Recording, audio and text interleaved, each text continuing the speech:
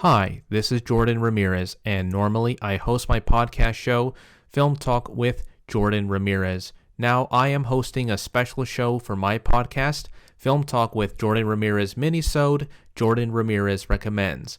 The minisodes are now airing every Monday at 12 p.m. as part of the Film Talk with Jordan Ramirez podcast. So, without further ado, you are listening to Film Talk with Jordan Ramirez Minisode.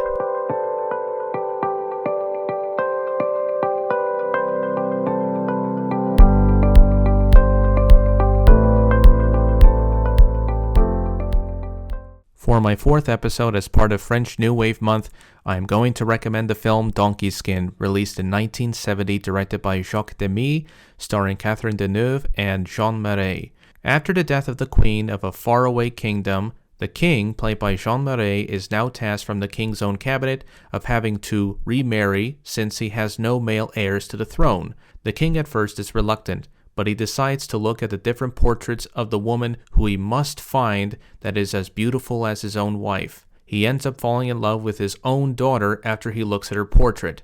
His daughter, the princess, played by Catherine Deneuve, is at first shocked by the ultimatum that her own father, the king, has set for her to marry him. The princess ends up going to see her fairy godmother, played by Delphine Seyrig, to figure out how she can escape this marriage that her own father put forth towards her. Her fairy godmother decides that she must wear the skin of a donkey as a disguise and to make herself unattractive, filthy, as well as being a scullery maid as a way to escape the marriage. The film marked the first time that Jacques Demy returned to France since his absence from 1967 to 69 with his wife Agnes Varda in Los Angeles. Both Varda and Demy each made a film in Los Angeles.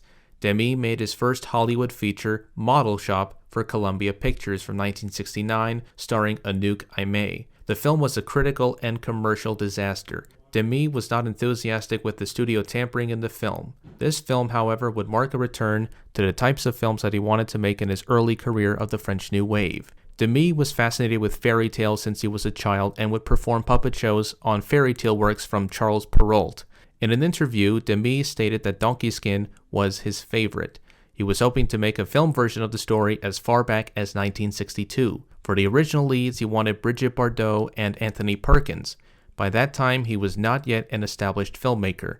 His producer, Mag Baudard, was able to get secure financing for the film project after Demy's earlier films in the French New Wave became successful and his Los Angeles period when he made his first Hollywood feature film. Jacques Demy said, quote, "I tried to make the film from the perspective of my eyes when I was 8 years old," end quote. As I was starting to watch this film, I wasn't aware of it, but some of the elements of the film were meant to be an homage to Jean Cocteau's film Beauty and the Beast from 1946, such as the use of slow motion and reverse motion effects. Another homage was the casting of Cocteau's muse Jean Marais as the king in the film. While Catherine Deneuve plays both the princess in the film as well as the queen in the beginning of the film, the prince from the other kingdom is portrayed by Jacques Perrin, another staple of the French New Wave, and he was also in the film Zive. The film was shot on location in real castles in France: the Princess's Castle, the Château de Chambord, the Château de Plessis-Boré for the Blue King's Castle, and the Château de Pierrefonds was used in the finale of the film. The donkey skin that Catherine Deneuve wears in the film is actually real and was cleaned and lined with fabric. While the film was going slightly over budget, Demy ended up appreciating the film and said that it was, quote, an inspired mixture of makeshift and magic.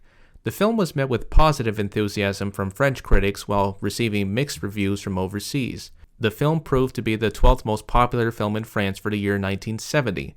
I enjoyed the acting, costume, set design, and the surreal elements that made the film an underrated fantasy musical that is a complete inversion of the early Disney fantasy musicals as well as the work of Charles Perrault, that I think makes it more intelligent. Overall, I enjoyed the film since it is lesser known, that is based on Charles Perrault's obscure fairy tale that I am hoping to share and reintroduce to the public. I hope you enjoy my recommendation of this film from the French New Wave movement. This has been a Film Talk with Jordan Ramirez minisode. Tune in to the minisodes every Monday at 12 p.m. and Film Talk with Jordan Ramirez every Friday at 4 p.m. on Anchor, Spotify, and Google Podcasts. And until then, I'll see you at the movies.